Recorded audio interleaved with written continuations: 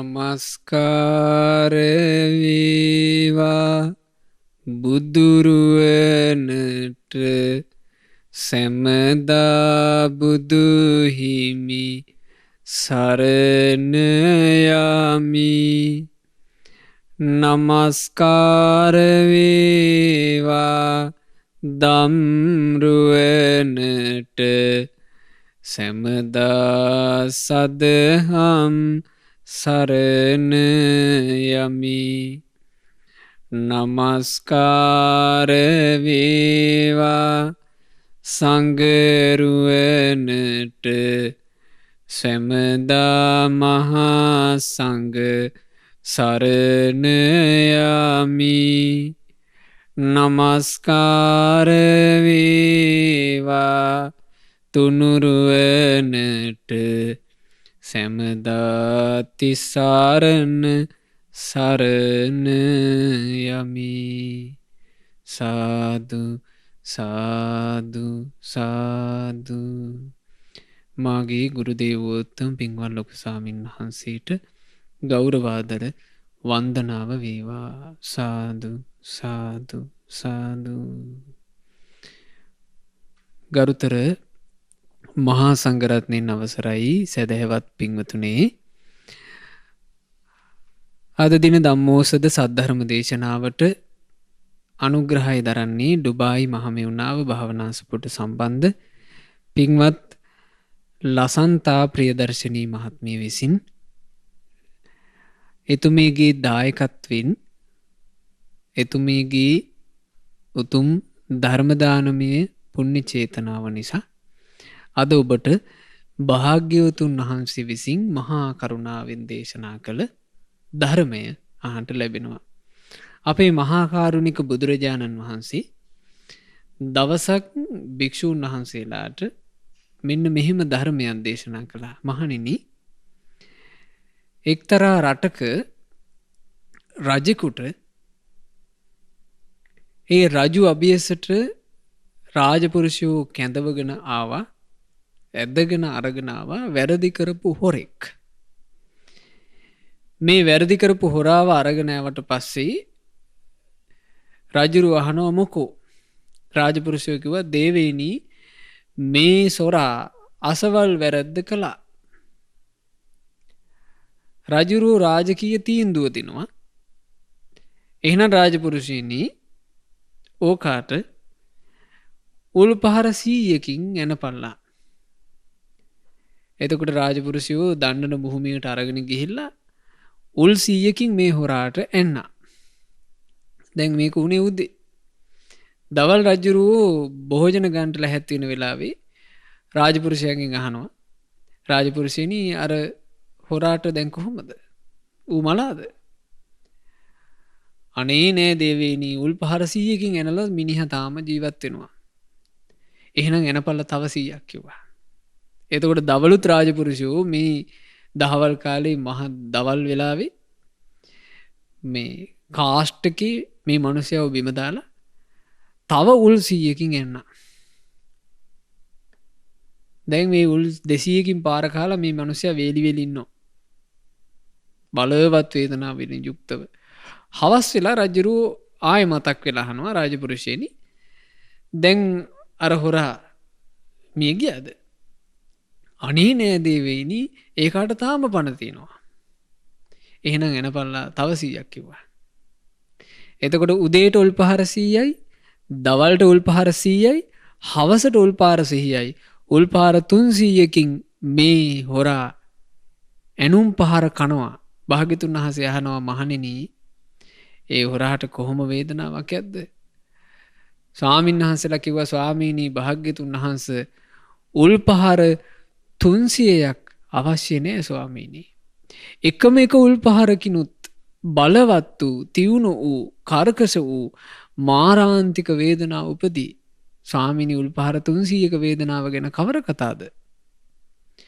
භාග්‍යතුන් වහන්සේ වදාලා මහණෙනි, යම් කෙනෙක් ඔබට කියනවා නම් මෙන්න මෙහෙම උඹට උදේට උල්පහර 300 උදේට උල්පහර 100ක් අයිනවා. දහවලට උල්පහර 100ක් අයිනවා. හවසට උල්පහර 100ක් අයිනවා. ඔය විදිහට එක දවසකට උල්පහර 300 ගානේ පහර කැකුම් කමින් අවුරුදු 100ක් ගත වෙච්චි තැන උඹට මේ දුක කියලා අවබෝධ වෙනවා. මේ දුකට හේතුව කියලා අවබෝධ වෙනවා. මේ දුක්ඛ නිරෝධය කියලා අවබෝධ වෙනවා. මේ දුක නිරුද්ධ කරන ප්‍රතිපදාව කියලා අවබෝධ වෙනවා. උඹට අවිද්‍යාව දුරු වෙලා චතුරාර්ය සත්‍ය අවබෝධ වෙනවා කියලා කිව්වොත් මහණෙනි, එයටත් කැමති වෙන්නටයි තිබෙන්නේ කිව්වා. දවසට උල්පාර 300 ගානේ පහර කමින් අවුරුදු 100ක් ගියපු තැන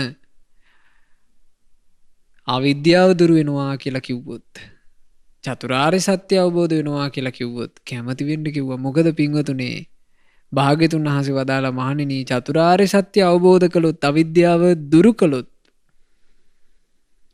ඒ අවිද්‍යාව දුරු කරපු කෙනාට ඊට සුළු දුකයි විඳින්න තියෙන්නේ. හැබැයි ඔබ අවිද්‍යාව තුල නම් ඉන්නේ මහණෙනි, සංසාර ගමනේ ඔබට ඒ උල්පහර 300න් පහර කැවුම් කනවට වඩා බලවත් වූ දුක් වේදනාවන්ට මුහුණ දෙන්න සිද්ධ වෙනවා. මේ සංසාර ගමනේ විඳින්න තියෙන දුකත් එක්ක ගත්තාම අර උල්පහර 300කින් අවුරුදු 100ක් විඳිනවා කියන එක හරියට හිමාල පර්වතයේ ඉස්සරහා චූටි ගල් කැටයක් වගේ එකක් කිව්වා. සසර කියලා කියන්නේ පින්වතුනේ එහෙම බිහිසුණු ගමනක්. ඒ අවිද්‍යාවත් එක්ක යන ගමන. අවිද්‍යාව කියලා කියන්නේ මුලාව තුන මේ ලෝක සත්‍යයව වහගෙන ඉන්න මහා නීවරණය. ඒ මහා නීවරණය පෝෂණය වෙනවා තව නීවරණ පහකින්.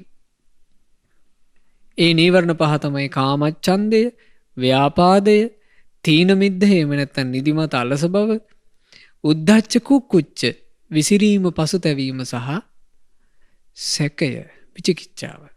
අපි මේ වෙනකොට ධම්මෝසද වැඩසටහනින් ඉගෙන ගත්ත නීවරණ 3ක් ගැන සවිස්තරව. කාමච්ඡන්දය ගැන අපි ඉගෙන ගත්තා, ව්‍යාපාදය ගැන ඉගෙන ගත්තා, තීන මිද්ධය ගැන ඉගෙන ගත්තා. අපට අද ඉගෙන ගන්න තියෙන්නේ උද්ධච්ච කුක්කුච්චය. නාහම් භික්කවේ අඤ්ඤං ඒක ධම්මම්පි සමනුපස්සාමි. මහණෙනි, මම වෙන එකම එක ධර්මයක්වත් දකින්නේ නැහැ. යේන අනුප්පන්නං වා උද්ධච්ච කුක්කුච්චං උපජ්ජති. නෝපන් උද්ධච්ච කුක්කුච්චය ඉපදීම පිණිස හේතු වෙන. උපන්නං වා උද්ධච්ච කුක්කුච්චං බිහියෝ භාවාය වේපුල්ලාය සංවත්තති. උපන්නා වූ උද්ධච්ච කුක්කුච්චය බහුල වශයෙන් වැඩිම පිණිස හේතු වෙන. යතහිදම් භික්කවේ චේතසෝ උපසමෝ. මහණෙනි, මේ සිතේ තියෙන විසිරීම තරම්, සිතේ තියෙන නොසන්සිඳීම තරම්. අවපසන්ත චිත්තස්ස භික්කවේ. මහණෙනි, නොසන්සිඳුණු සිත් ඇති කෙනාට අනුප්පන්නං චේව උද්ධච්ච කුක්කුච්චං උප්පජ්ජති. නෝපන් උද්ධච්ච කුක්කුච්චේ උපදින්නේ වෙයි. උපන්නා වූ උද්ධච්ච කුක්කුච්චයත් බහුල වශයෙන් වැඩි යයි. කාටද එහෙම වෙන්නේ?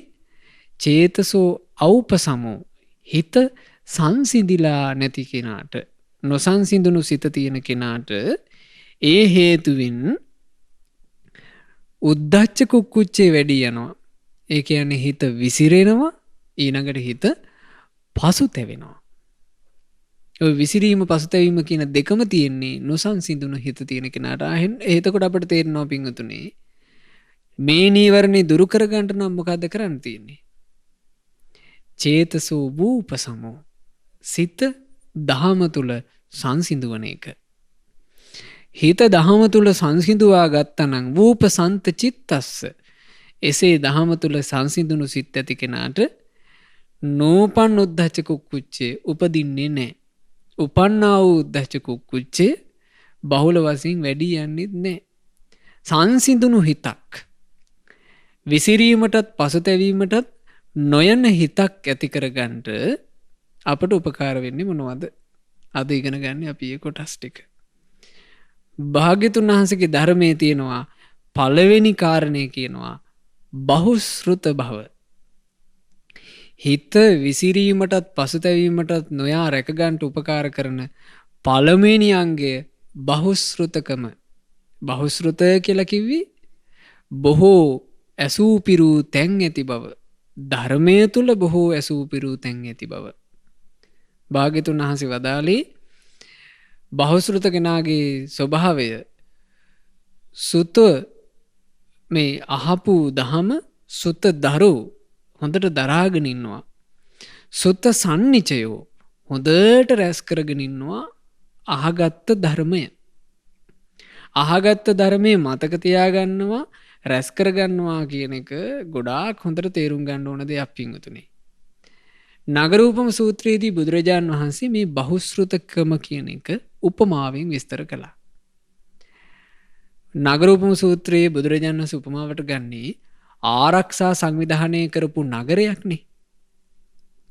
නගරයේ ආරක්ෂාව පිණිස එක් අංග ගොඩාක් ගැන බුදුරජාණන් වහන්සේ දේශනා කරනවා. ඔය අංගයන් අතරේ නගරය ආරක්ෂා කරන්න තියෙන ප්‍රධාන අංගයක් කියනවා ආයුධ ගබඩාව. ඒ ආයුධ ගබඩාවේ නානා මාදිලියේ ආයුධ තැන්පත් කරලා තියෙනවා. ඒ තැන්පත් කරන ලද ආයුධ සතුරු ප්‍රහාරයකදී මේ රාජ්‍ය ආරක්ෂා කරගන්නට බොහෝසේ උපකාර කරනවා. ඒ නිසා ඒ ආයුධ ගබඩාව රාජධානියක් රැකගන්නට බහූපකාරයි. ඔය වගේමයි ශ්‍රාවකයාගේ ජීවිතේ නම් වූ රජදහන මේ ජීවිතය කියන එක රැකගන්නට නම් ජීවිතේ නම් වූ නගරය රැකගන්නට නම් එයාට තියෙන්න ඕන ආයුධ ගබඩාවක්. ඒ ආයුධ ගබඩාව තමයි කිව්වා බහුශ්‍රෘත බව. ආයුධ ගබඩාවක තියෙන්නේ ආයුධ තැන්පත් කරලා බහුශ්‍රෘත කෙනාගේ ජීවිතේ තියෙන්නේ ධර්මය තැන්පත් කරලා. හොඳට පිළිවෙලකට අසාගත්ත ධර්මය එයා මනාකොට තැන්පත් කරලා තියලා තියෙනවා. දැන් ආයුධ ගබඩාවක් කියලා කිව්වහම පින්වතුනි මේ ඔබ ඒක හොඳට අර්ථ වශයෙන් තේරුම් ගන්න ඕන. ආයුධ ගබඩාවක ආයුධ ටික තියෙන්නේ අපි හිතමු ඒ කාලේ හැටියට කතා කරනවා නම් කඩු, ඊතල, දුනු ඔක්කොම එක ගොඩේ දාලාද තියෙන්නේ. ඔක්කොම එක ගොඩේ දාලාද තියෙන්නේ මේ ආයුධ ගබඩාවක ආයුධ? නෑ. කඩු ටික වෙනම, දුනු ටික වෙනම, හෙලි වෙනම, ඊළඟට ඊතල ටික වෙනම. එහෙම තමයි ආයුධ ගබඩාවක ආයුධ තියලා තියෙන්නේ බොහෝම ලස්සනට රැස් කරලා තියෙනවා. එසේ රැස් කරලා තියෙනකොට හදිසි සතුරු ආක්‍රමණයක් ආපු ගමන් මේ ආයුධ ටික ඔක්කොම පිළිවෙලකට අරගෙන මේ කඩුවෙන් සටන් කරන අය කඩු තියෙන තැනට ඇවිල්ලා ඉක්මනින් කඩු ටික අරන් යනවා. හෙලි වලින් සටන් කරන පිරිස ඉක්මනට හෙලි ටික අරන් යනවා. දුනු වලින් විදින දුනු ආයෝ ටික තමන්ගේ දුනු ඊතල ටික තියෙන තැනින් ඉක්මනට ගන්නවා. සතුරු ආක්‍රමණය කරන්න සැරසෙනකොටම ආයුධ ටික අරගෙන පහර ගහන්න පුළුවන්. එක ගොඩේ දාගෙන හිටියොත් එහෙම සතුරා ළඟට එනකන් ආයුධය හොයාගන්න බැරුව යනවා. ඒ වගේ ජීවිතය තුළ තියෙන්න ඕන මනාකොට ධර්මය රැස් කරලා. ඊළඟට ඒ රැස් කරන ලද ධර්මය තමන්ට අවශ්‍ය මොහොතේ ප්‍රයෝජන ගන්න පුළුවන් විදිහට මෙනෙහි කරගන්න දක්ෂ වෙන්න ඕන. ඒක තමයි මෙතන බහුශ්‍රෘත කියලා කියන්නේ. බොහෝ කොට ධර්මය අහලා බොහෝ කොට ඇසූ ධර්මයේ දරාගෙන ඉන්නවා නම් ඒ ඇසූ ධර්මයේ දරාගෙන ඉදීම ඔහුට බහූපකාරී වෙනවා තමන්ගේ සිත ආරක්ෂා කරගන්නට.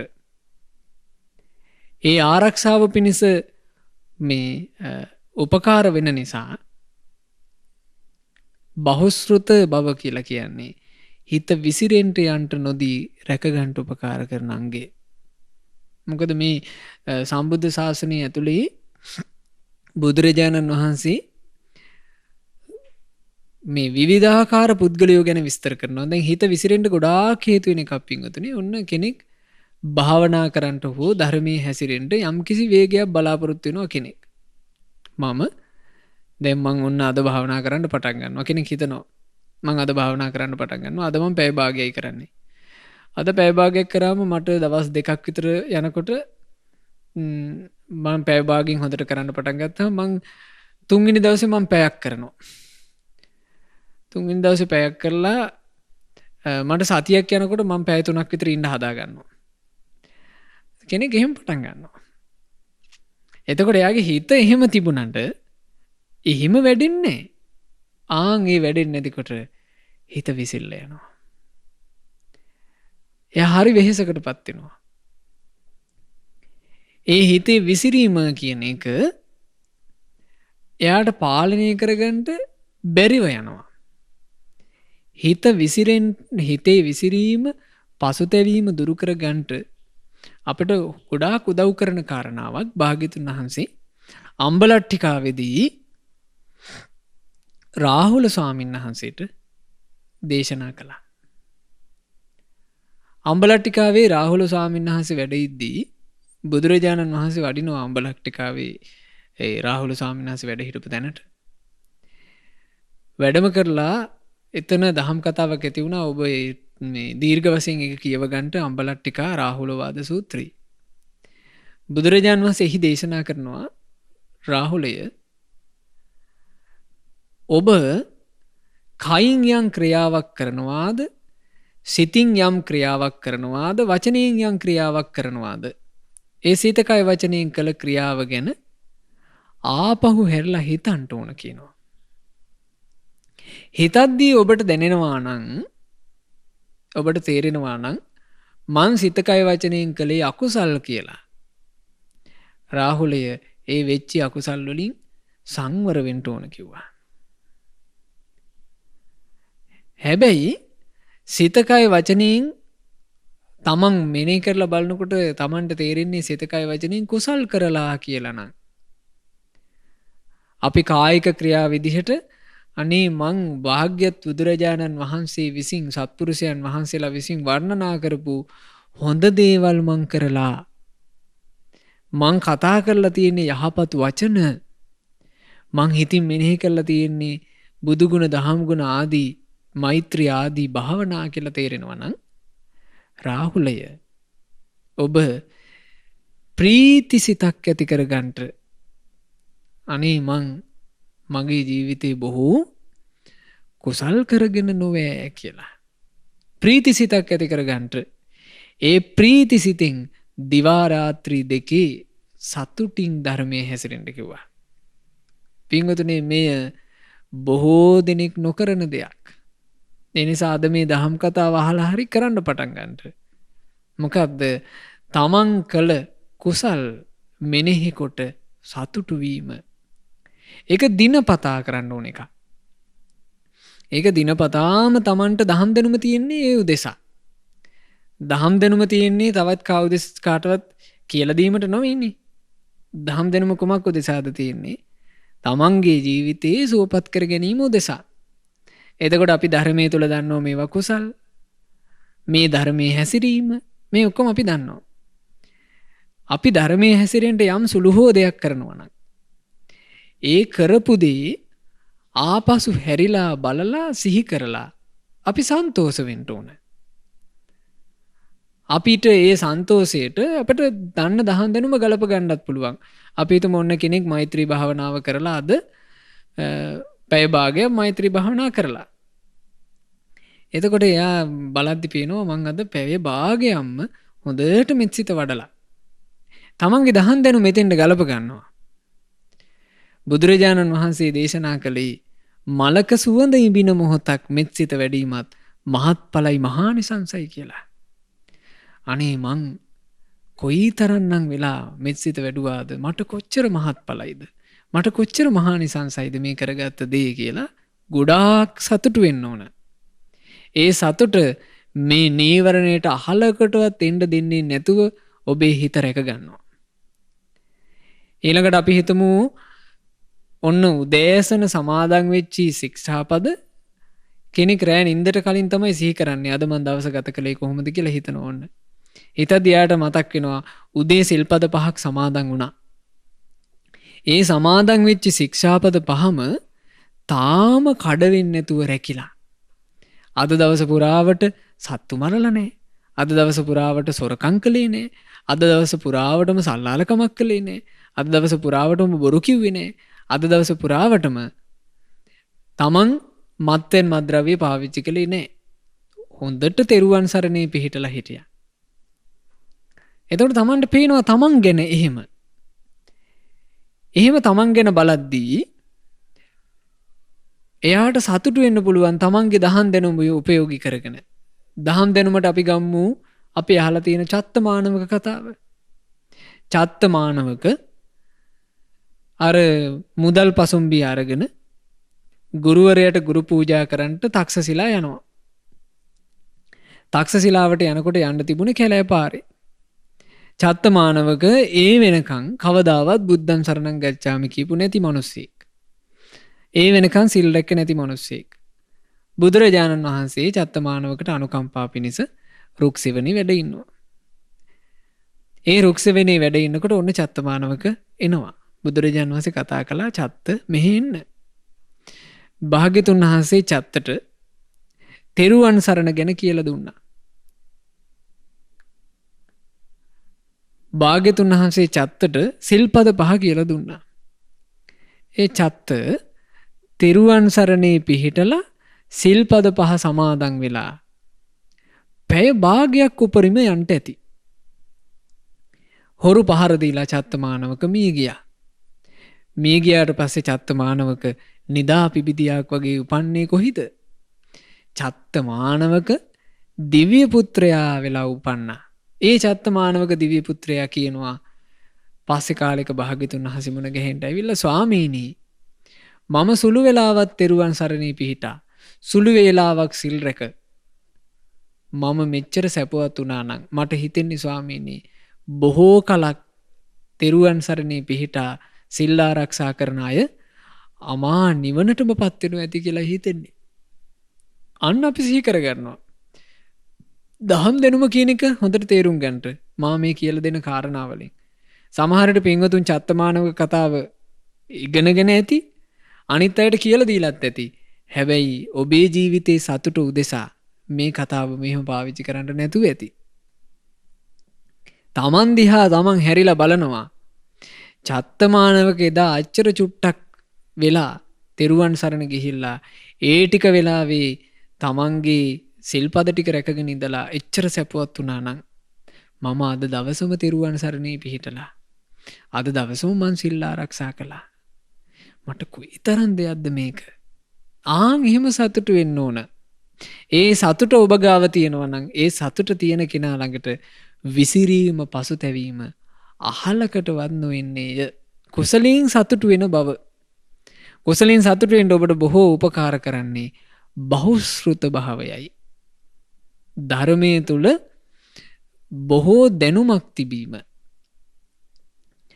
ඒ දහම් දැනුම ඇති කර ගන්නට වෙන කොයි කාලවලටත් වඩා පසුබිම මේ වෙනකොට මහමෙවුනාව භාවනා ආසපුව බිහි කරලා භාග්‍යතුන් වහන්සේගේ ගම්භීර සද්ධර්මය ඊටාම සරල භාෂාවට පරිවර්තනය කරලා අපගේ ගුරු දේවයන් වහන්සේ ඒකට ඔබට පරිසරය හදලා තියෙනවා. ඒ නිසා පින්වතුනි දැස් තියෙන කාලේ ඔබ ඒ ධර්මය කියවන්ට අපි ඔබට සෙත් පතනවා. දැස් තියෙන කාලේ ඒ ධර්මය ඔබට කියවන්ට වාසනාව ලැබේවා.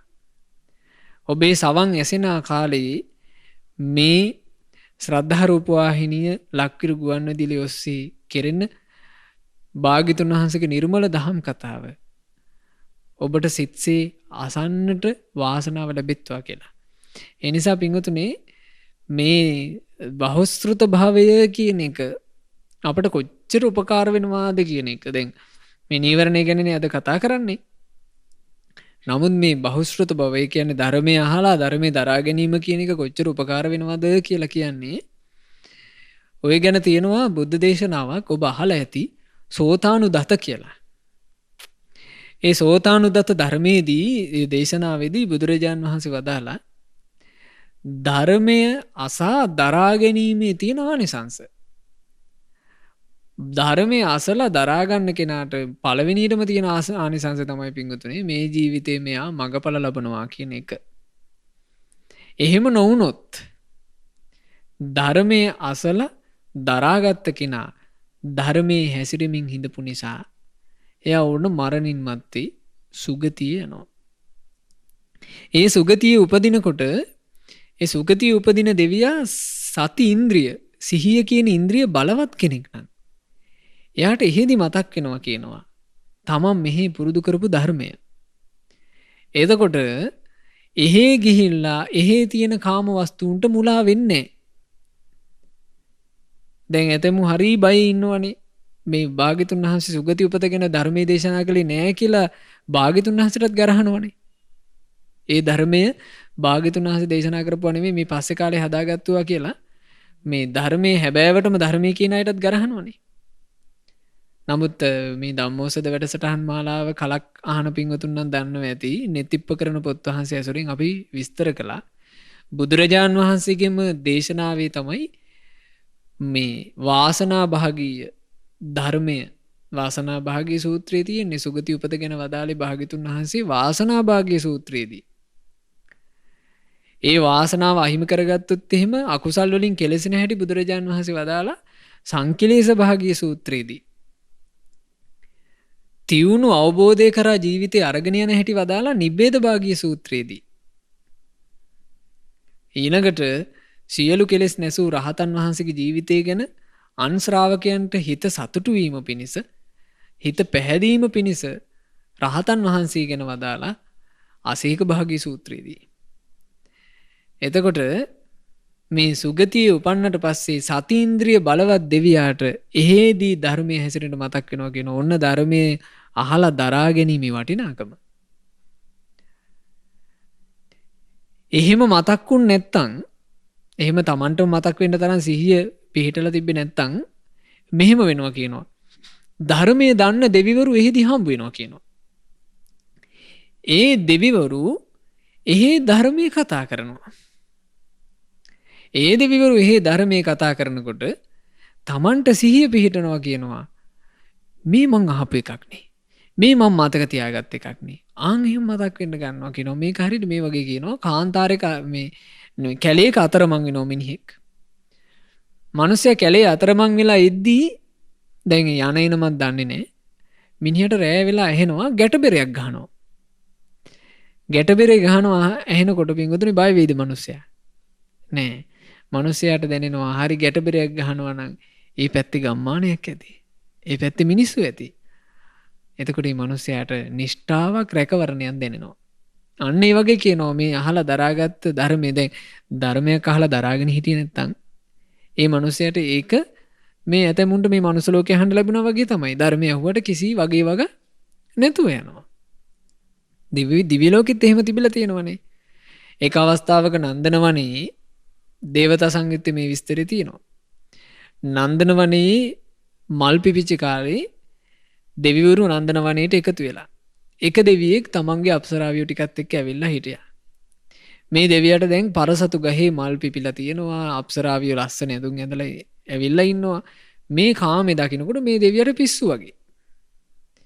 මේ දෙවියා තමන්ගේ අප්සරාවියන්ට කියනවා නැගණිවරුනි මේ පරසතු මලින් ගැවසීගත් විචිත්‍ර වූ කාම සම්පatti ඇති නන්දන වනයේ මිනිසෙක් යමෙක් දැකලා නැත්තම් එයා සැපය කියන එක දන්නේ නැහැ කිව්වා. මහා පඬිතයා වගේ අනිත් නර අප්සරාවියන්ට මේ දෙවියා එහෙම කිව්වා. එහා පැත්තේ ඉන්නවා බුදුබණ අහපු දෙවියෙක්. ඒ දෙවියා කියනවා අර දෙවියට අනේ මොඩියෝ ඔහේ සියල්ල දන්නා සියල්ල දක්නා බුදුරජුන්ගේ දහම අහලා නැද්ද? ඒ රහතුන්ගේ දහම් කතාව ඔහේ ඇහුවේ නැද්ද? මේ මොන සැපක්ද? සියලු කෙලෙස් සංසිඳුණු අමා නිවන නොවේ සැපය කියලා ඒ දෙවියා එදා දහම් කතා කිව්වා. එහෙනම් එහෙ ගිහිල්ලත් ධර්මය මේ ධර්මයේ පැත්තට අවධානය යොමු නොවි පටලවා ගන්න අය ඉන්නවා.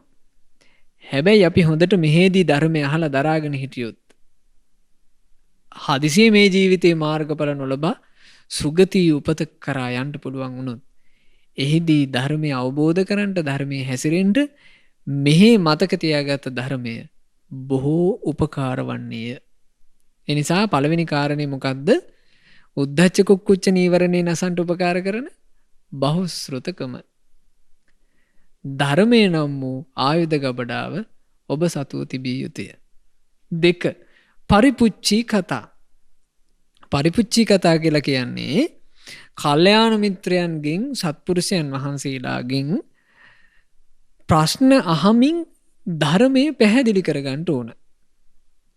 යම් යම් ධර්ම කාරණාවල මේ තමන්ට සැක කොටස් සැක නෙමෙයි පාටලෙවිලි සහගත කොටස් තියෙනවා නම් ඒ කොටස් නිරවුල් කරගන්න ඕන. කවදාවත් පිංගුතුනි ධර්මයේ සැක කරන්න එපා.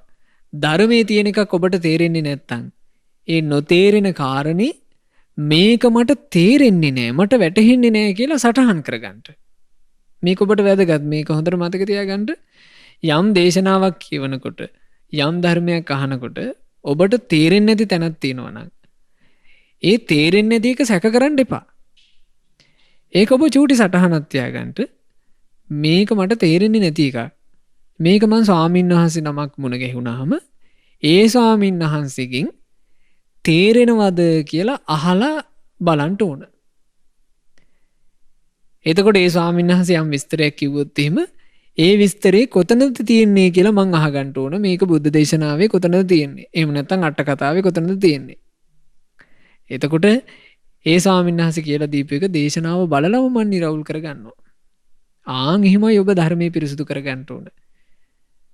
ඒක ඔබ පුරුදු වෙන්න පරිපුච්චි කතාව මේ දහම් පිළිසඳර ධර්ම සාකච්ඡාව ධර්මයේ ගැන නිතර විමසන බව බහූපකාරයි. හිත විසිරීමත් පසුතැවීමත් ඇති වෙන්න නොදී හිත ආරක්ෂා කරගන්න. 3 වෙනි කාරණාව කියනවා විනයේ පුරුදු කළ නුවණක් ඇති බව. මේක පිංගුතුනේ ගොඩාක් කුක්කුච්චය සැක කිරීම කුකුස උපදින්නේ විනය මුල් කරගෙන. මේක විශේෂයෙන්ම මේ භික්ෂූන්ට උපසම්පදා භික්ෂූන්ට හරියට තියෙන කන්නේ විනය ශික්ෂා ගොඩාක් තිබෙනවනේ. ඒ විනය ශික්ෂාවල හොඳට ශික්ෂාව පැහැදිලිව දැනගෙන හිටියේ නැත්තම් හරියට සැක කුකුස උපදිනවා. සීලය හරියට දැනගත්තේ නැතුවම සාමාන්‍ය මිනිසුන්ටත් කුකුස උපදින්නේ නැද්ද? උපදිනවනේ. ඔන්න සීලය දන්නේ අපි හිතමු ඔන්න මේ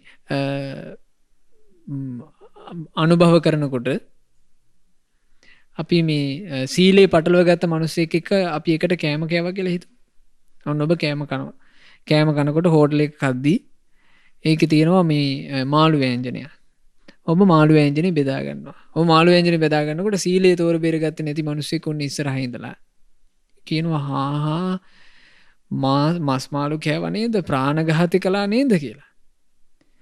එතකොට අපි හරියට සීලෙ දන්නේ නැත්තම් දේශනාව තුලින් කියවලා සීලෙ දන්නේ නැත්තම් අපි බය වෙනවා. අපි මේ මාළුව කෑවා කියන්නේ මං සීල් කැඩුවවද? එයි සිල්පතේ දන්නේ විනය දන්නේ. විනය නොදන්නාකොට මොකද වෙන්නේ? විනය නොදන්නා කල්හි ඔහුට අනවශ්‍ය තැන කුකුස උපදී. ඒ නිසා විනය හොඳට පුරුදු කරපු නුවණක් තියෙන්න ඕන. විනය සම්බන්ධයෙන් ඒකත් අර විදිහටම දාලා ගන්න පිංගුතුනේ නොදන්න කාරණා ස්වාමීන් වහන්සේලාගෙන් අහලා විශ්වාසයෙන් ඒ ධර්මයේ පැහැදිලි කරගෙන තියෙන්න ඕන. 4 වෙනි කාරණය තමයි වැඩිහිටියන් ඇසුරු කිරීම. වැඩිහිටි කියලා කිව්වේ ධර්මයේ ධර්මදර බහුශ්‍රත කල්යාණ මිත්‍රයන් වහන්සේලාව මේ සංඝ ස්තවිරයන් වහන්සේලාව නිරන්තරයෙන් ඇසුරු කරන්න ඕන කියනවා. ඒ ඇසුරු කිරීම කියන එක බොහෝ උපකාරයි කෙනෙකුට උද්ධච්ච කුක්කුච්ච නීවරණයෙන් තොරව වාසය කරන්නට. මෙහිදී අපි හොඳට තේරුම් ගන්න ඕන එකක් අපට වර්තමානයේ ගත්තාම අපට මේ අපේ ශාසනය තුල සංඝ ස්තවරයන් වහන්සේලා උත්තමයන් වහන්සේලා ඇසුරු කරනවා කියන එක, රහතුන් ඇසුරු කරනවා කියන එක පින්වතුනි අදටත් අපිට කරන්න පුළුවන්. රහතන් වහන්සේලා අද අපිට පටලැවෙන්නේ කොහොමද දන්නවද? අද පටලැවෙන්නේ ජීවමානව රහතුන් හොයන්න ගියොත්. ජීවමානව රහතෙක් හොයන්න ගියොත් නම් අද පටලැවෙනවාමයි. මොකද රහත් කියලා කියාගන්න බොරුකාරයෝ එමටයි. ඒ නිසා. හැබැයි රහතන් වහන්සේලා විසින්ම සංගායනා කරමින් ආරක්ෂා කරගෙන ආපු ඒ මහා ස්ථවිර පරම්පරාවේ රහතන් වහන්සේලාගේ තරහත් උත්තමාවියන්ගේ අදහස් ආකල්ප ඒ උත්තමයන් වහන්සේලාගේ ජීවිත ගත කළ හැටි සඳහන් වෙනවා තේරතේරී ගාථා තුල. ඒ තේරතේරී ගාථා නිතර පරිශීලනය කරනවා නම් ඔබ නිරන්තරයෙන් මේ ශාසනයේ සංඝ ස්ථවිර වූ මේ ශාසනයේ සුවසේ නිවන් මඟ වැඩු ඒ වැඩිහිටි උතුමන්ගේ ඇසුර ලබනවා. ඒ නිසා පින්වතුනි පුරුද්දක් විදිහට පුළුවන් නම් ඔබ පටන් ගන්නට අපේ ගුරු දේවෝත්තම පින්වත් ලොකු ස්වාමීන් වහන්සේ මේ තේරතේරී ගාථා පොත් වහන්සේව පරිවර්තනය කරලා තියෙනවා. ඒ යමා නිවන් දුටු රහතන් වහන්සේලා කියලා. ආන්නේ පොත ළඟ තියාගෙන දවසකට ඒ රහතන් වහන්සේලාගේ අදහස් ආකල්ප සඳහන් මේ ගාථාවන්ගෙන් කීපයක් හරි කියවන්න. ඒ කීපයක් හරි කියවලා හැබැයිම රහතන් වහන්සේලාගේ ආකල්ප මොනවද? හැබැයිම රහතන් වහන්සේලාගේ අදහස් මොනවද කියලා ඔබ ඉගෙන ගන්න. ඒක ඒ රහතුන් ඇසුරු කිරීමයි. රහතන් වහන්සේ නමක් ඇසුරු කරනවා කියලා කියන්නේ මේ ළඟ ඉන්නවා කියන එක නෙමෙයි. ළඟ ඉඳීමෙන් ඇසුරක් ඒ ඇසුර නෙමෙයි ශාසනය තුල ආශ්‍රය කියලා කියන්නේ. දැන් ඒක අවස්ථාවක තියෙන ඔබ අහලා ඇතිනේ. උපාසකෙක් ස්වාමීන් වහන්සේ නමක්ව ඒ ස්වාමීන් වහන්සේ ඇත්තටම රහතන් වහන්සේ නම දානෙට වැඩම කරගෙන යනවා. ඒ දානෙට වඩම්මාගෙන යද්දී මේ රහතන් වහන්සේ මේ හොඳට නුවණ දියුණු කරපු රහතන් වහන්සේ නම මේ රහතන් වහන්සේට අර උපාසකයාගේ හිත කියවන්න පුළුවන්. දැන් මේ රහතන් වහන්සේ ඉස්සරහින් වඩිනවා. උපාසකයා ඉන්නේ පස්සෙන්. මේ යනකොට වැහි දවස් පාරේ තිබුණා මේ අයින් වෙලා බැහැර වෙලා යන්න බැරි විදිහට නිකන් මේ වක්කඩක් වගේ ටිකක් ලොකු වතුර වලක්. එතකොට මේ රහතන් වහන්සේ මේ වතුර වලින් මේ පියවි ගමනින් මේ වතුර වලින් යන්න බෑ. දුර වැඩි. ඒ නිසා මේ රහතන් වහන්සේ පොඩ්ඩක් සිවුර චූට්ටක් උඩට උස්සලා එක පියවරකින් එහා පැත්තට පැන්නා. එතකොට මේ උපාසකයා කල්පනා කළා හාපෝ හරි අසංවරයිනේ. මං දානේ පිරිකරයි දෙකම ලැහැත්ති කළා. දානි ටික විතර පූජා කරනවා පිරිකර ඕනේ කියලා පිරිකර ටික දෙන හිත අතහැරියා. දැන් මේ රහතන් වහන්සේ වඩම්මගෙන යනවා. රහතන් වහන්සේ හිත දැක්කා. එතකොට තව චුට්ටක් ඉස්සරහට යනකොට තියෙනවා අර තරම් ලොකු නෑ. පියවි ගමනින් පහසුවෙන්ම කකුල ටිකක් ඈත් කරලා තිබ්බනම් ඊතර වෙන්න පුළුවන් විදිහේ වතුර වලක් තිබ්බා. අනේ මේ රහතන් වහන්සේ අර වතුර වලට බැහැලම මේ එහා පැත්තට වැඩි. එතකොට මේ උපාසකයාට හරි මේ පුදුමයටපත් වුණා. මොකද උපාසකයා හිතුවේ මේකම පණි ඉතින් අරකින් පැන්න එක මේක මොකද්ද කියලා.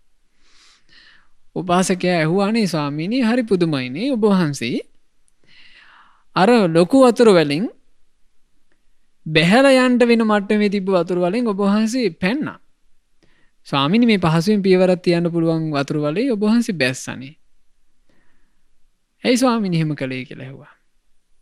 එතකොට රහතන් වහන්සේ hina වෙලා කියන උපාසකයේ අර වතුර වලින් පැනලා මට පිරිකර ටික නැති වුණා. මේ වතුර වලින් පැන්නොත් එහෙම පැන්නා නම් මට දානෙත් නැති වෙන එකයි වෙන්නේ කිව්වා. එතකොට හිත දකින්න පුළුවන් තරම් දියුණු කරපු ජීවිතය. නමුත් පින්වතුනි පිටිපස්සෙන් ගියත් පුළුවන්ද අඳුනගන්න. ඔය වගේම තව කතාවක් තියෙනවා. එක මේ පොඩි ස්වාමීන් වහන්සේ නමක් රහතන් වහන්සේ නමකගේ ගෝලයෙක්. ඒ රහතන් වහන්සේත් එක්ක යද්දී මේ ස්වාමීන් වහන්සේ හිත යනවා අනේ රහතන් වහන්සේලා කොහොම ඇද්ද? මං රහතන් වහන්සේ නමක්ව දැක්කොත් එහෙම කොහොමද අඳුනගන්නේ? මෙහෙම හිත යන ගමන් අර ගුරු ස්වාමීන් වහන්සේගෙන් ඇහුවා. ගුරු රහතන් වහන්සේගෙන්. ආචාර්යයන් වහන්සේගෙන් අහනවා අනේ ස්වාමීනි මට කියන්නකෝ රහතන් වහන්සේ නමක්ව අඳුනගන්නේ කොහොමද කියලා. ඒ ආචාර්යයන් වහන්සේ වන රහතන් වහන්සේ වදාලා පොඩි නම රහතන් වහන්සේ නමකගේ පිටිපස්සෙන් ගියත් රහතන් වහන්සේ අඳුනන්න බෑ කිව්වා. ඒ රහතන් වහන්සේලාව අඳුර ගන්න තියෙන්නේ ඇසුරු කරන්න තියෙන්නේ පින්වතුනි. උන්වහන්සේලාගේ උතුම් අදහස් අපේ ජීවිතේට ගලප ගන්න මහන්සි ගන්න එකෙන් සතුටු වෙන එකෙන්. ඒක ඔබට වැඩිහිටි ඇසුරයි. ඒ උතුම් රහතුන්ගේ ඇසුරයි. ඒක උදව් වෙනවා උද්දච්ච කුක්කුච්ච නීවරණය නසන්ට. පස්වෙනි කාරණාව කල්යාණ මිත්තතා. කල්යාණ මිත්‍රයෝ ඇසුරු කරන බව. දැන් බලන්න පින්වතුනේ මේ නීවරණ දුරු කිරීම ගැන මම දැන් නීවරණ 4ක් ගැන ධම්මෝසද වැඩසටහන් 4කදී කළා. මේ 4ේම නීවරණ දුරු කරන්නට උපකාර වෙන අංග විදිහට අනිවාර්යයෙන්ම තිබුණ එකක්. මොකද්ද?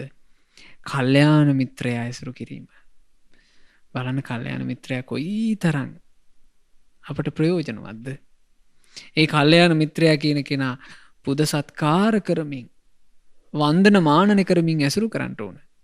ඒ කල්යාණ මිත්‍රයා උපකාර කරනවා මේ නීවරණය නැසීම පිණිස. ඊළඟට 6 වෙනි එක සප්පාය කතා. සප්පාය කතා කියලා කිව්වේ විසිරීමත් පසුතැවීමත් දුරු කර ගැනීමට උපකාර කරන කතා අහන්න ලැබෙන්න ඕන. ওই කතාවට තමයි පින්වතුනි අපි කියන්නේ දස කතා. සප්පාය කතා කියන එකටම අපිට කියන්න පුළුවන් දස කතා වහන්න ලැබෙන්න ඕන. මොනවද කතා 10?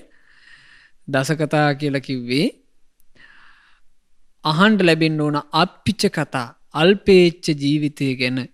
තමන්ගේ ගුණධර්ම ප්‍රකට නොකොට ගුණධර්මයන්ගෙන් අහිංසක සතුටක් ලබන බව. ලද දෙයින් සතුටු වීම ගැන කතාව. සන්තුට්ටි කතා. ලද දෙයින් සතුටු වීම ගැන කියලා කිව්වේ සන්තුට්ටි කතාව. අසංසග්ග කතා. පිරිසේ එකතු වී වාසය නොකිරීම ගැන කතා. පවිවේක කතා. හුදකලා විවේකයේ ගැන කතා. විරියාරම්භ කතා. කුසල් වැඩිම පිණිස වීරිය ඇරඹීම ගැන කතා. ඊළඟට අහන්න ලැබෙන්න ඕන සීලය ගැන කතාව, සමාධිය ගැන කතාව, ප්‍රඥාව ගැන කතාව, විමුක්තිය ගැන කතාව, විමුක්ති ඥාන දර්ශනය ගැන කතාව. මේව අහන්න ලැබෙනවා නම් ඒකට කියනවා සප්පාය කතා. මේ දේවල් ලබනකොට තමයි කෙනෙකුගේ ජීවිතේ උද්ධච්ච කුක්කුච්චේ කියන නීවරණයෙන් බේරා ගන්නට හැකියාව ලැබෙන්නේ. මේ ගැන හරි ලස්සනට මේ විස්තර වෙන කාරණාවක් මම ඔබට කියලා දෙන්න කල්පනා කළා. මම මේ කියා දීපු කාරණා ඔක්කොම වගේ එතන අන්තර්ගතයි. දැන් උද්ධච්ච කුක්කුච්ච නීවරණය දුරු කරන්නට හිතේ තියෙන්න ඕනනේ. දැන් උද්ධච්ච කුක්කුච්ච නීවරණය දුරු වෙන්න නම් ඒ දුරු වීම පිණිස උපකාර කරන අංගය මොකද්ද පින්වතුනි? සිතේ තියෙන වූපසම සංසිඳීම. සංසිඳිච්ච සිතක් තියෙන කෙනාට තමයි නූපන් උද්ධච්ච කුක්කුච්චේ උපදින්නේ නැත්තේ. උපන්න උද්ධච්ච කුක්කුච්චයත් ප්‍රහාණය වෙලා යන්නේ. හිත සංසිඳව ගන්න උපකාර කරන කාරණා තියෙනවා 6ක්. මොනවද? බහුශෘතකම. ඊළඟට දහම් ගැටලු විමසනා බව. විමසා ධර්මී ඉගෙන ගන්න බව. 3 වෙනි එක විනයේ මනා දැනුමක් තිබීම. හොඳ විනය දැනුමක් තිබීම. 4 වෙනි එක වැඩිහිටි උතුමන්ගේ ඇසුර. 5 වෙනි එක කල්යාණ මිත්‍රයෝ ඇති බව. 6 වෙනි එක සප්පාය කතා, සුදුසු කතාව අහන්න ලැබීම. බලන්න මේ සිද්ධිය ඒ කාලේ අනුරුද්ධ තෙරුන් වහන්සේ. මේ වෙනකොට රහතන් වහන්සේ නෙමෙයි. අනුරුද්ධ තෙරුන් වහන්සේ සාරිපුත්ත මහරහතන් වහන්සේව මුණ ගැහෙන්න පැමිණිලා සාරිපුත්ත මහරහතන් වහන්සේ සමග සතුටු වෙලා බොහෝම ගෞරව සත්කාර දක්වලා පැත්තකින් වාඩි වුණා. පැත්තකින් වාඩි වෙච්චි අනුරුද්ධ තෙරුන් වහන්සේ සාරිපුත්ත මහරහතන් වහන්සේගෙන් මෙහෙම අහනවා. ඉදාහං ආවුසෝ සාරිපුත්ත දිබ්බේන චක්කුණා විසුද්ධේන අතික්කන්ත මානුසකේන සහස්සං ලෝකං ඕලෝකේමි. අනේ සාරිපුත්තයන් වහන්ස මම මිනිස්සුන්ගේ දර්ශනපතේ ඉක්මවා ගිය පිරිසුදු දිවසින් දහසක් ලෝක දකිනවා.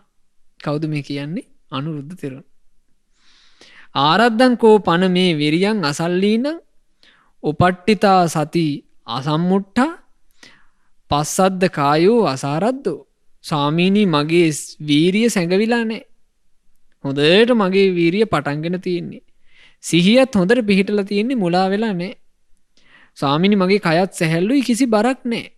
හොඳට සමාහිත වෙලා එකඟ වෙලා සිත තියෙන්නේ. අතච පනමේන උපාදාය ආසවේහි චිත්තං විමුච්චින්තිති. අනේ ස්වාමීනි ඒ වුණාට මගේ හිත ආශ්‍රවයන්ගෙන් නිදහස් වෙන්නේ නැහනේ කිව්වා. කිව්වේ කෙලෙස් වලින් හිත නිදහස් වෙන්නේ නැහනේ. දැන් ආශ්‍රව ගැන ඔබට අපි කියලා දුන්නානේ. ආශ්‍රව කියන්නේ කාමාසව, භවආසව, අවිජ්ජාසව. මේ ආශ්‍රවයන්ගෙන් හිත මගේ මිදෙන්නේ නැහනේ කිව්වා. එතකොට බලන්න සාරිපුත්ත මහරහතන් වහන්සේ ළඟට ඇවිල්ලා මේ තමන් වහන්සේ ගැන මේ වැඩිහිටි ඇසුරේ වැඩිහිටි උත්තමයා ළඟ තමන් වහන්සේගේ සත්‍ය ස්වභාවය ප්‍රකට කළා. ප්‍රකට කරලා තමන් හොඳ දහම් දැනුමක යුක්තව හිටපු නිසා නෙවෙයිද තමන් මේ ගැන කලබලයක් නැතුව ආපහු හැරිලා තමන්ගේ ස්වභාවය විමසුවේ. දැන් බලන්න කියනවා මම හොඳ සිහියෙන් මම වාසය කරනවා කියනවා. මාත්‍ර දිවසක් තියෙනවා කියනවා. මෙහෙම කිව්වා. හැබැයි මගේ හිත කෙලෙසුන්ගෙන් තාම නිදහස් නැතිය කියලාත් කිව්වා. එතකොට මේ ලබන්නේ මොකද්ද? කල්යාණ මිත්‍ර ඇසුර. කල්යාණ මිත්‍රයන් වහන්සේකින් පැන විමසනවා. ඒ කල්යාණ මිත්‍රයන් වහන්සේ එතකොට සප්පාය කතාව ඒ වෙලාවට සුදුසු කතාව කළා. බලන්න. සාරිපුත්ත මහරහතන් වහන්සේ වදාලා ආයුෂ්මත් අනුරුද්ධ ඔබ මේ මෙහෙම හිතනවා නොවේ. මේ මිනිස් දර්ශන පත ඉක්මවා ගිය පිරිසිදු දිවසින් මන් දහසක් ලෝක බලනවා කියලා. ඔහොම අදහසක් ඔබට තියෙනවනේ. ඉදන්තේ මානස්මින් අනුරුද්ධය ඔය අදහස තියෙන්නේ ඔබේ මාන්නේ තුල. ඕක මාන්නේ. බලන්න මේ ශාසනය පින්වතුනි හරිම සුන්දර එකක්. කෙලස් ගැන සියුම් කෙලස් ගැන මෙහෙම කතාවක් සම්බුදු සසුනේ විනා අපි කොහෙන් අහන්නද? සාරිපුත්ත මහරහතන් වහන්සේ ඊළඟට කියනවා යම්පිතේ ආවසෝ අනුරුද්ධේවං හෝති. අනුරුද්ධයන් වහන්සේ ඔබට මෙහෙමත් හිතෙනවනේ. මං තුල පටන් ගත්ත වීරිය තියෙනවා, ඒ වීරිය සැඟවිලා නැහැ. මට හොඳට සිහිය තියෙනවා, ඒ සිහිය මුලා වෙලත් නැහැ. මගේ කයත් සැහැල්ලුයි, කිසි බරක් නැහැ. මගේ හිතත් සමාහිතයි, එකඟ වෙලා තියෙන්නේ කියලා. ඔය අදහස ඉදන්තේ උද්දච්චස්මින් ඔබේ ඔය අදහස තියෙන්නේ විසිරීම තුල. බලන්න එතකොට ඒ නීවරණින් හිත වැහිලා තිබිලා තියෙන්නේ. අනුරුද්ධයන් වහන්සේ ඔබට මෙහෙමත් හිතෙනවනේ. ඒ වුණත් මගේ හිත කිසිවකට ග්‍රහණය නොවි ආශ්‍රවයන්ගෙන් නිදහස් වෙන්නේ නෑ නොවේ කියලා. ඉදන්තේ කුක්කුච්චස්මින් ඔය ඔබට දහම ගැන තියෙන සැකයයි. ඔබට ඔය තියෙන පසුතැවීමයි. එතකොට ඒ වෙලාවේ අනුරුද්ධ තෙරුන් වහන්සේ ළඟ තියෙනවා කෙලෙස් තුනක්. මාන්නේ තියෙනවා, විසිරීම තියෙනවා, පසුතැවීම තියෙනවා. එතකොට සාරිපුත්ත මහරහතන් වහන්සේ අවවාද කළා සාදු වතයස්මා අනුරුද්ධෝ ඉමේ තයෝ ධම්මේ පහය. ඉමේ තයෝ ධම්මේ අමනසි කරිත්වා අමතාය ධාතු යාචිත්තං උපසංහරති උති. අපගේ අනුරුද්ධයන් වහන්සේ ඔය කාරණා තුන ප්‍රහාණය කරලා ඔය කාරණා තුන මෙනෙහි නොකර ඒ අමා නිවනටම හිත යොමු කරනවා නම් කොච්චර හොඳද කිව්වා. ඉතින් අනුරුද්ධ ස්වාමීන් වහන්සේ මේ අදහස ගත්තා. අනුරුද්ධ තෙරුන් වහන්සේ නොබෝ කලකින්ම අර තිබුණ මාන්නය දුරු කරගත්තා. උද්දච්චකම හිතේ තියෙන විසිරුණු ගතිය දුරු කරගත්තා. කුක්කුච්චය හිතේ තිබ්බ පසුතැවීම දුරු කරගත්තා. සියලු කෙලෙස් නැසූ රහතන් වහන්සේ නම බවට පත් වුණා. මේ දේශනාව ඉවර වෙන්නේ අඤ්ඤතරෝච පනායස්මා අනුරුද්ධෝ අරහතං අහෝසි. ඒ අනුරුද්ධ තෙරුන් වහන්සේ නොබෝ කලකින්ම රහතන් වහන්සේලා අතර කෙනෙක් බවට පත් වුණා. ඒතර මේ සැපයන් ලබාගත්තේ පිංගුතුනේ මේ ධර්මය නිසා. ධර්මයේ හැසිරුණොත් මේ ඉගෙනගත්ත ධර්මයන් ඔබ පුරුදු කළොත් ඔබට පුළුවන් වෙයි උද්දච්ච කුක්කුච්චේ කියන නීවරණින් හිත වසා ගන්නට නොදී රැක ගන්නට. උද්දච්ච කුක්කුච්චේ පෝෂණය කරන්නේ නැත්නම් ඔබ අවිද්‍යාවට ආහාර සපයන්නේ. අපි අවිද්‍යාවට ආහාර සපයන්නේ නැතුව හිටියු පිංගුතුනේ. අවිද්‍යාව කියන මේ සසර ගමනේ අපිව අදගෙන යන මේ සංසාර ගමනින් නිදහස් වෙන්න නොදී සසර ගමන තුල අපිව හිර කරගෙන තියාගන්න මේ නීවරණයෙන් මහා නීවරණයෙන් අපට නිදහස් වෙන්න වාසනාව ලැබේ. ඉතින් අප හැම දිනාට චතුරාර්ය සත්‍ය ධර්මය අවබෝධ කර ගැනීම පිණිසම මේ ඉගෙනගත් සියලු ධර්ම කාරණා උපකාර වෙත්වා. සාදු සාදු සාදු. මෙවැනි වටිනා ධර්මදේශනා නැරඹීමට ශ්‍රද්ධා YouTube චැනලය සබ්ස්ක්‍රයිබ් කර සීනුව ලකුණ ඔබන්න.